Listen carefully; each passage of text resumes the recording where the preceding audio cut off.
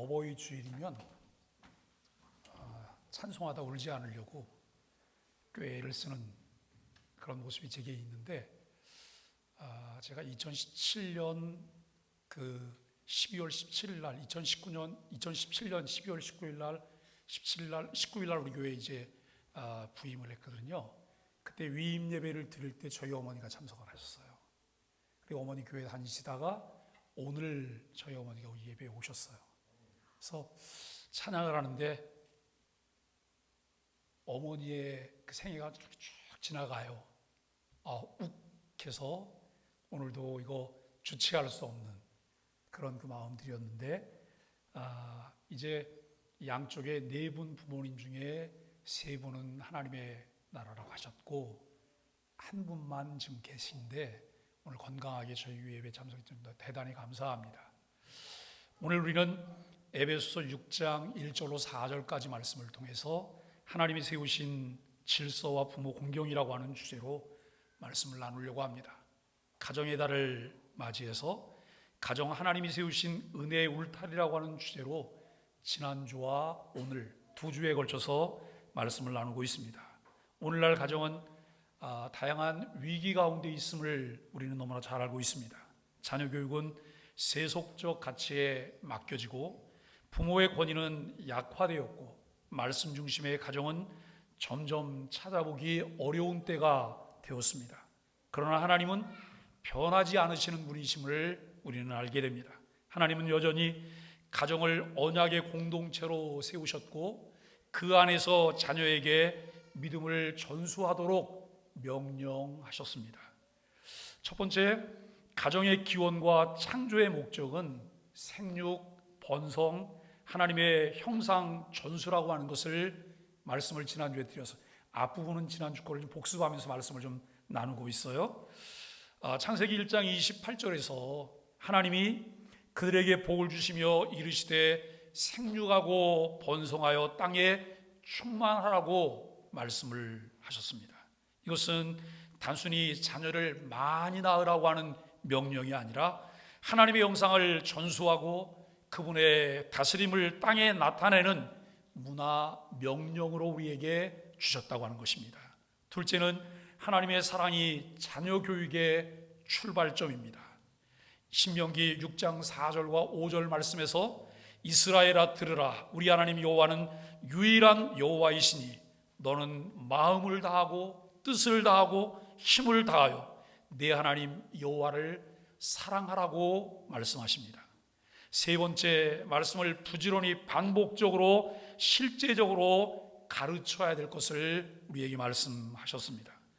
오늘 내가 네게 명하는 이 말씀을 너는 마음에 새기고 내 자녀에게 부지런히 가르쳐야 될 것을 말씀합니다. 이는 단지 지식을 전달하는 수준이 아니라 삶의 모든 순간 속에서 말씀이 스며들게 하라고 하는 의미인 것을 알게 됩니다. 네 번째는 말씀 중심의 가정 문화를 구조화하라고 말씀하고 있습니다. 너는 그것을 내 손목에 매어 기호를 삼으며 내 미간에 붙여 표로 삼고 또 내 집 문설주와 성문에 기록할지니라 라고 하는 거예요. 하나님이 주신 말씀을 손목에 매라는 거예요. 미간에 붙이라는 거예요. 그리고 이제 집 이 문설주와 성문에 이것을 기록하라고 말씀하고 있습니다. 곧 말씀이 우리의 가치 판단, 삶의 습관, 가족관계, 사회적 책임까지 지배해야 한다라고 하는 말씀입니다. 오늘은 특별히 사랑하는 자녀들과 함께 우리가 예배하고 있습니다. 어떤 분은 기독교가 왜 죽어서 가는 천국만 이야기하는지 모르겠다라고 말씀합니다. 정말 그럴까요? 아닙니다.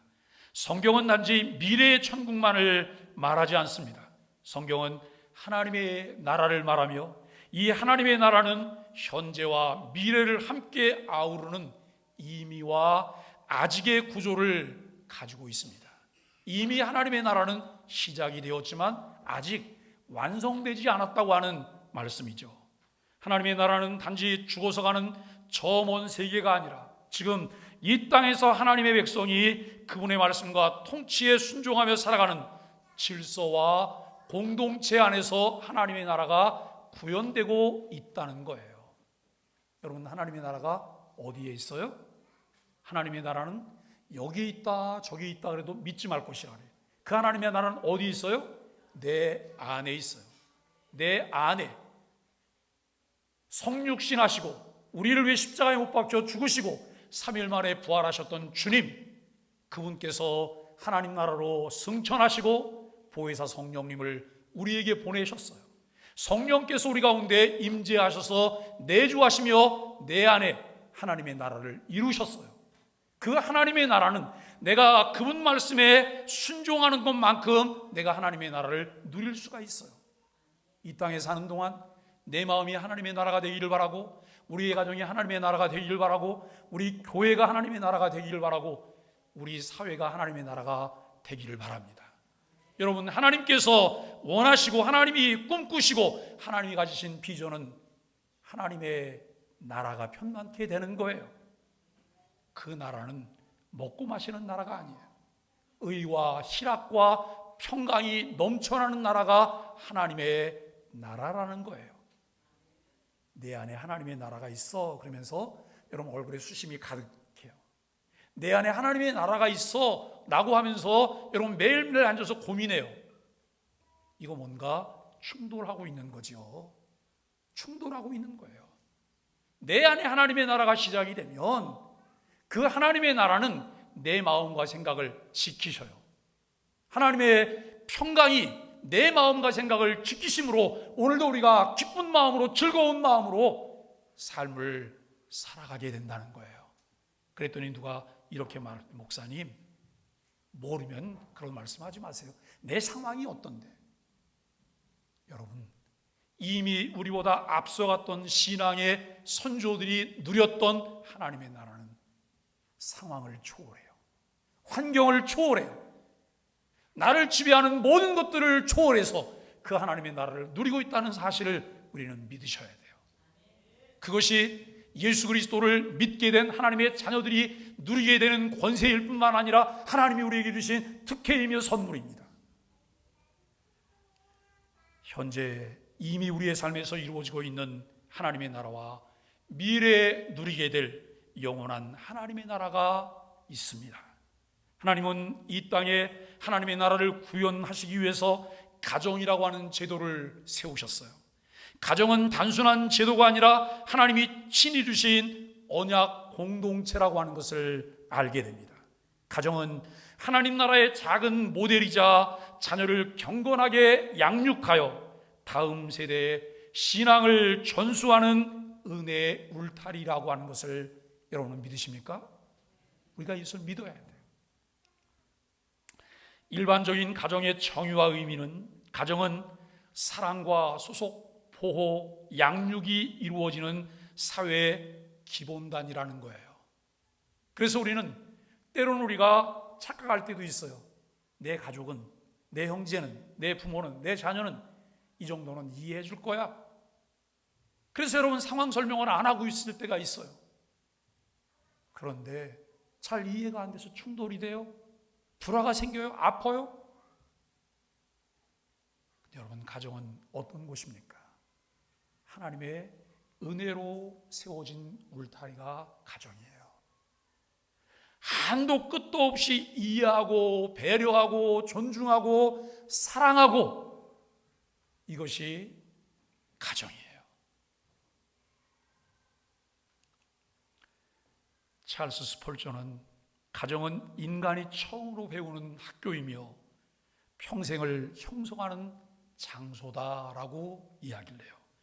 조지 버나드 쇼는 행복한 가정은 천국의 작은 모형이다라고 이야기하고 있습니다.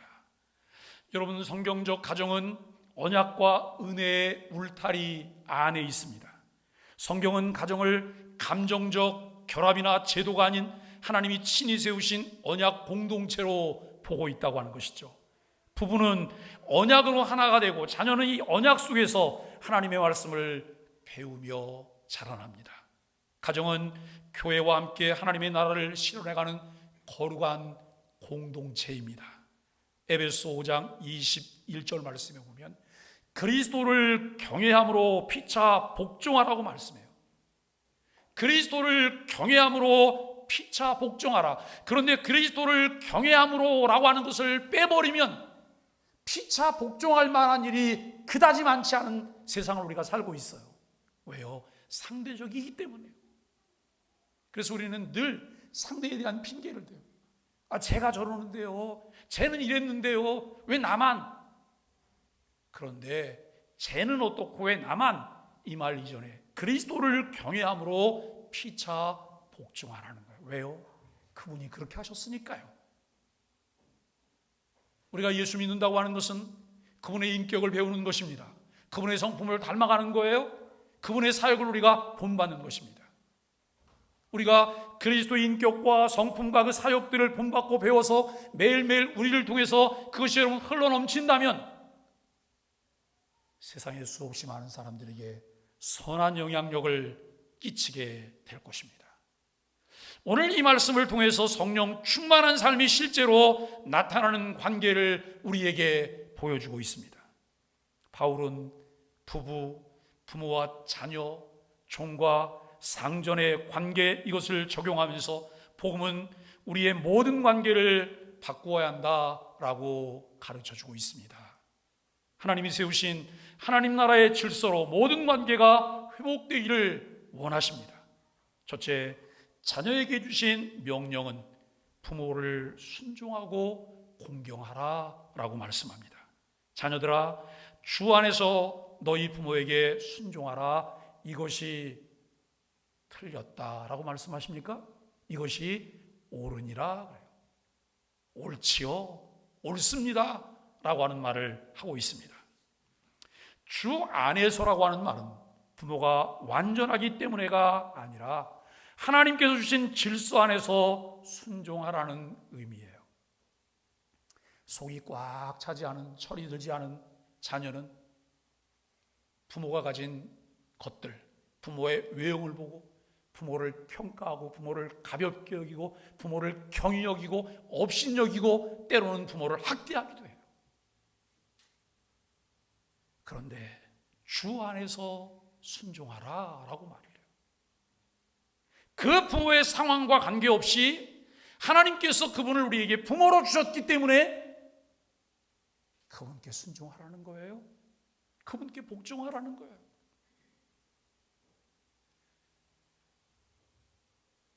우리 중에는 아직 부모님이 생존해 계신 분도 계시죠? 부모님이 생존해 계시면 우리에게는 또 누가 있냐면 자녀들도 있어요. 내가 자녀들에게 보여줄 수 있는 것은 무엇일까요? 자녀들에게 정말 가르칠 수 있는 것은 무엇일까요? 주 안에서 하나님이 주신 질서대로 순종하고 공경하는 일입니다. 공경하라고 하는 말은 단순한 순종을 넘어 존경과 섬김을 포함합니다. 사람들은 항상 지나고 난 다음에 후회를 해요. 잘할 걸. 아무 소용이 없어요. 지금 잘하셔야 돼요. 지금, 오늘 잘하시면 돼요. 이것은 태도와 마음, 실천까지를 아우르고 있습니다. 이것은 십계명 제5계명으로 약속 있는 첫 계명이라 불리며 내가 잘되고 땅에서 장수하리라고 하는 축복의 약속이 수반된 명령입니다. 웨스트민스터 소요리문답 제63문부터 66문까지에 보면, 또 하이델베르그 요리문답 제104문은 제5계명을 부모뿐 아니라 모든 정당한 권위에 대한 존중으로 확대 해석하고 있다는 거예요. 여러분, 매일 어버이날이 되면 마음이 슬프십니까? 그리고 그리워하기만 합니까? 우리 어머니가, 우리 아버지가 계셨으면 얼마나 좋았을까? 돌아가셨으니 백해무익한 거예요. 그런데 교리서를 통해서 이 부분을 어떻게 우리에게 부연 설명하고 있냐면 확대해서 말하고 있어요. 모든 권위, 정당한 모든 권위에 대해서 존중하라는 거예요. 내 부모님에게 무엇을 할 수 없으면 여러분 내 옆집에 있는 어른에게 우리가 그분을 공경하고 그러시면 안 될까요? 어제 저녁에 페이스북에 아주 훈훈한 글이 하나 올라왔어요.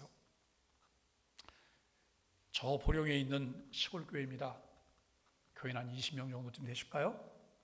그런데 교회 문 앞에 이 카네이션 꽃다발을 20개 이상 갖다 놨다는 거예요. 근데 이 목사님은 누가 갖다 놨는지 다 아세요. 저 대천에 있는 어느 큰 교회 권사님이 갖다 놓은 거예요. 그래서 권사님께 전화를 드렸대요. 권사님, 이번에도 어김없이 너무 감사합니다. 그랬더니 그분이 뭐라고 말하냐면 저희 교회는 사람이 많아서 할 수 있는 게 없어요. 그래서 부지런히 할 수 있는 데를 찾아다니면서 하고 있어요. 여러분, 이분이 어버이 주일이 되면 주변의 작은 교회, 무엇을 할 수 없는 교회에 꽃다발을 만들어서 보내. 부활절이 되면 달걀을 만들어서 작은 교회에 보내요. 그리고 가을이 되면 국화 화분들을 작은 교회, 그 교회 앞에 다 장식할 수 있도록 그걸 다 보내는 일을 해요. 능동적으로, 자발적으로 무엇인가 할 수 있는 것을 찾아내면서 그 일을 하시는 분이죠. 그죠? 목사님 아무리 봐도 할 일이 없어요. 아무도 눈을 들어서 할 일이 쌓이고 쌓였어요. 너무 많아요. 그런데 할 일이 없다 그래요. 할 일이 눈에 보이는 자는 복이 있는 자예요. 여러분, 그것을 보고 지나치지 않고 내 마음 가운데 마음에 두고 저것을 내가 해야 되겠다고 생각하는 사람은 더 복 있는 사람이에요. 그 은혜가 저와 여러분에게도 있게 되기를 바랍니다. 부모는 하나님께서 우리에 세우신 대표 권위이며 공경은 곧 하나님께 순종하는 방식입니다. 순종에는 하나님께서 약속하신 복이 따릅니다. 그것은 단지 물질적 형통이 아닌 공동체의 평안, 건강한 관계, 생명의 장수를 포함한 하나님의 샬롬이에요. 요즘 어른들의 고민이 이런 거잖아요. 수명은 길어지는데 살만한 뭐가 준비되어 있지 않아요. 매일매일 빈곤한 삶을 언제까지 이렇게 이어가야 되나? 정신적으로 시달리는 이런 것들을 언제까지 이어가야 되나? 여러분, 이것을 결코 복이라고 말할 수가 없어요. 약속 있는 첫 계명인 5계명을 통해서 생명이 길리라 장수하리라라고 주신 이 복은 단지 생명만 길 거라고 하는 것이 아니에요. 하나님이 주신 종합적인 평안함이 우리의 삶을 다스리게 될 것이다라고 하는 그 약속입니다.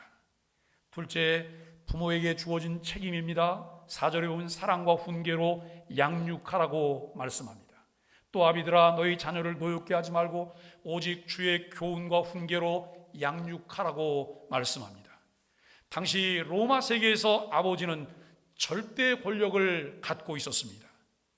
복음은 그 권위를 사랑과 인격적 관계로 변혁시킨다라고 하는 것을 생각합니다.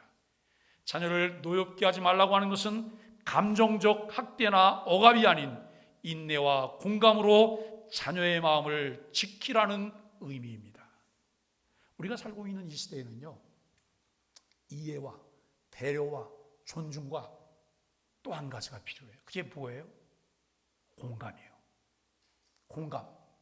이해와 배려와 존중, 그리고 공감이에요. 여러분, 공감은 능력입니까? 아니면 공감은 노력입니까? 공감은 노력이에요. 공감하려고 노력해야 돼요. 내가 상대 입장이 되는 거예요. 상대 입장을 이해하는 거예요. 교회에서조차 이 이해와 존중과 배려와 여러분 이 공감이 사라졌을 때 교회를 통해 가장 많이 나타날 수 있는 게 무엇일까요? 비난과 정죄예요. 비난과 정죄. 우리는 교회가 필요한 사람이잖아요. 우리는 예수 그리스도가 필요한 사람이잖아요. 이 근처에 여러분 고대병원이나 단원병원이나 이 병원에는 몸이 아프기 때문에 병원이 필요해서 병원에 간 사람들이에요. 우리 교회 온 사람들도 나는 교회가 필요한 사람들이에요. 그런데 그 사람을 향해서 정죄하고 비난만 한다고 생각해 보세요.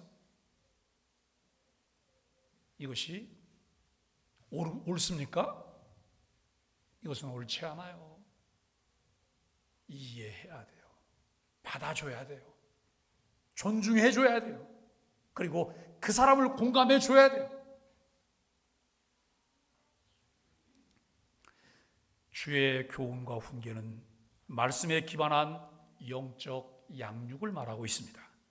교육은 부모의 권리가 아니라 하나님의 명령이며 책임입니다. 웨스트민스터 소요림답 제103호는 부모의 책임을 이렇게 정의하고 있습니다. 부모는 자녀에게 경건과 예절을 가르치고 신앙의 본을 보이며 사랑과 진리로 자녀를 양육해야 한다라고 가르치고 있습니다. 그렇습니다. 자녀에게 경건과 예절을 가르쳐 하나님과 사람들에게 은총과 기중히 여김을 받게 해야 합니다. 신앙의 본을 보여주는 것이 가장 큰 신앙 교육입니다. 태교로 시작하여 품 안에 있을 때 하나님을 경외하는 것을 가르쳐야 합니다. 왜요? 품 안에 자식이기 때문에요. 내 품을 벗어나면 가르칠 수가 없어요. 그때는 다른 위탁교육기관에게 여러분 자녀의 교육을 맡겨야 되는 거예요. 내 품 안에 있을 때 자녀에게 하나님을 경외하는 것을 가르쳐야 합니다. 다른 세대가 아닌 다음 세대로 여호와 하나님 중심의 신앙을 전수하는 것은 우리 부모들에게 주신 하나님의 명령입니다. 사사기 2장 10절은 경고하고 있습니다. 그 세대의 사람도 다 그 조상에게로 돌아갔고 그 후에 일어난 다른 세대는 여호와를 알지 못하여 여호와께서 이스라엘을 위하여 행하신 일도 알지 못하였더라 라고 말씀하고 있습니다. 하나님께서 이스라엘에게 간곡하게 명령하셨지만 그것을 소홀하게 여기고 따르지 않았을 때 언약의 후손인 이스라엘이 다른 세대로 변했습니다. 여호와 하나님을 알지도 못했고 여호와 하나님께서 이스라엘을 위하여 행하신 일도 알지 못했습니다. 신앙은 자연히 이어지는 것은 아닙니다. 부지런한 가르침과 본보기를 통해 분명하게 전수되어야 합니다. 그렇지 않으면 다음 세대가 아니라 다른 세대가 되기 때문입니다.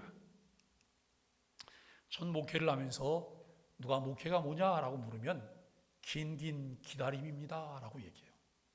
목회는 기다림입니다. 제가 위탁학교 위기의 아이들 그 일장들만 모이는 이런 위탁학교 교장을 할 때 매일 아침에 교문 앞에 나가서 아이들을 기다려요. 교장인 제가 그 아이들을 기다릴 이유가 사실은 없는 거예요. 매일 기다려요. 매일 아침에 가서 하나 오는 아이들마다 왔냐고, 잘 있었냐고, 잘 지냈냐고. 여러분, 그러면서 거기서 아이들 지적질하는 게 아니고 그 아이들을 맞아들이고 환영하고 애들을 존중하는 거예요. 그랬더니 학교 사진 담당하는 선생님이 사진을 하나 찍었어요. 사진 찍어서 액자에다 하나 껴가고 지금 목양실에 있는데 저는 그 사진을 너무 좋아해요. 기다림이다. 목회도 기다림이다. 모든 것이 기다림이다라고 하는 거예요. 교육도, 자녀의 양육도, 사람을 얻게 되는 것도, 하나님의 나라가 세워지는 것도 긴 기다림이에요. 기다리면 열매를 얻게 돼요. 그런데 그냥 기다리는 게 아니에요. 진리로 심고 사랑으로 기다려야지만 열매를 얻을 수 있어요. 하나님이 세우신 은혜의 울타리인 가정에서 하나님의 나라를 이루기 위하여 오늘 본문은 우리들에게 분명하게 말씀하고 있습니다. 먼저 자녀들에게 부모 공경은 하나님께 드리는 예배의 연장이라는 거예요. 여기서 드리는 예배는 예배가 아니에요. 가정으로 돌아가셔서 내 부모를 공경하고 하나님이 주신 공정한 이 정당한 이 권위를 인정하고 존중하는 이것이 삶을 통해서 드리는 예배인 것을 우리에게 말씀하고 있습니다. 하나님께서 주신 질서에 순종하는 삶은 하나님을 향한 경외의 또 다른 표현이기도 합니다. 그리고 부모들에게 자녀의 영혼을 책임지는 목자의 심정으로 말씀을 가르치고 삶으로 본을 보여야 한다고 말씀합니다. 요즘 세상은 길고 방황하는 세상이 되었습니다. 하나님은 성경을 통해 우리들에게 바른 방향으로 돌아오라고 수없이 시그널을 보내오고 계십니다. 주의 말씀은 내 발의 등이요 내 길의 빛이니이다라고 하는 여러분 시편 기자의 고백을 우리는 바라봅니다. 그렇습니다. 성경에 길이 있습니다. 성경에 답이 있습니다. 이 어렵고 어지러운 사회에서 주의 말씀이 진리임을 인정하며 성경에서 길을 찾고 답을 얻어서 그 길을 함께 걸어갈 수 있게 되기를 바랍니다. 그리스도인 가정들에게 하나님의 질서가 존중될 때 그 가정은 하나님의 나라를 누리는 평화와 기쁨의 장이 됨을 말씀합니다. 하나님의 말씀이 가르치는 대로 따라가면 그 끝에는 이해가 있어요. 존중이 있어요. 배려가 있어요. 사랑이 있어요. 예수님에게 수없이 많은 것이 보였지만 예수님 눈에 도드라지게 여러분 보여진 것이 무엇일까요? 소외된 자, 죄인들, 세리, 그리고 다른 사람들에게 소중하게 여김을 받지 못하는 자들, 이런 자들이 예수님 눈에 더 도드라지게 보였습니다. 그래서 예수님이 공생의 3년 반을 보내시면서 여러분 그들과 보냈던 시간들이 굉장히 많았다는 거예요. 우리도 예수님을 마주하고 있다가 예수님과 나란히 서서 예수님이 바라보는 방향을 바라보면 우리 눈에 보이는 것이 무엇일까요? 예수님이 보는 것을 보게 되지 않을까요? 이것은 우리에게 주어진 미션이며 사명입니다. 우리의 삶 가운데 실천해내야 될 일들입니다. 자녀로서 부모로서 자녀에게 그렇게 대하는 것이 하나님을 경외하며 얻게 된 질서입니다. 가정은 오케스트라와 같습니다. 각자 고유한 소리를 내지만 함께 조화를 이루어 아름다운 하모니를 만들어냅니다. 이처럼 서로 책임을 다하고 이해하며 존중할 때 가정에서 사랑의 소리가 울려 퍼집니다.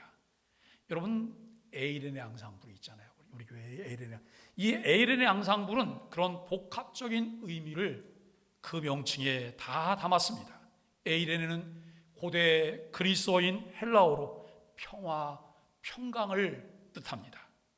신약 성경에서 하나님이 주시는 평화를 표현할 때 자주 에이레네라고 하는 말을 사용했습니다. 앙상블은 프랑스어로 함께 조화롭게 어울림을 의미하고 있습니다. 조화를 이루며 함께 평화를 노래하는 공동체라고 하는 의미가 담겨 있습니다. 연주자 각자가 선곡된 곡을 연습하고 각자의 소리가 조화롭게 어우러져 하나님 나라의 조화, 회복, 평화를 음악으로 표현하는 것이 에이렌의 앙상블의 핵심 비전입니다. 우리 에이렌의 앙상블이 조화롭게 평화를 노래하는 공동체인 것처럼 우리의 가정도 하나님이 세우신 질서 안에서 평화를 이루는 믿음의 공동체가 되기를 바랍니다. 사랑하는 소망의 가족 여러분, 그리고 자녀 여러분, 하나님은 그리스도와 교회의 관계를 설명하기 위해 가정을 주셨습니다. 그 관계를 닮은 삶을 살도록 우리를 부르셨습니다. 결혼, 자녀 양육, 부모 공경은 단지 문화적 미덕이 아니라 하나님 나라 백성으로 살아가는 삶의 방식입니다. 그러므로 가정은 하나님의 뜻을 이루는 하나님 나라의 통로입니다. 가족은 하나님이 우리에게 주신 최고의 선물입니다. 여러분도 그렇게 믿으시나요? 가정은 하나님이 우리에게 주신 최고의 선물입니까? 그 최고의 선물을 가장 반짝반짝 빛나는 보석으로 만드셔야 돼요. 원석만 그대로 가지고 계시면 안 되고 이것을 잘 가공해서 반짝반짝 빛나는 쓰임새가 있는 보석으로 만드셔야 합니다. 가정 하나님이 세우신 은혜의 울타리인 이유가 분명합니다. 주 안에서 부모를 공경하고 자녀를 말씀으로 사랑하며 양육합시다.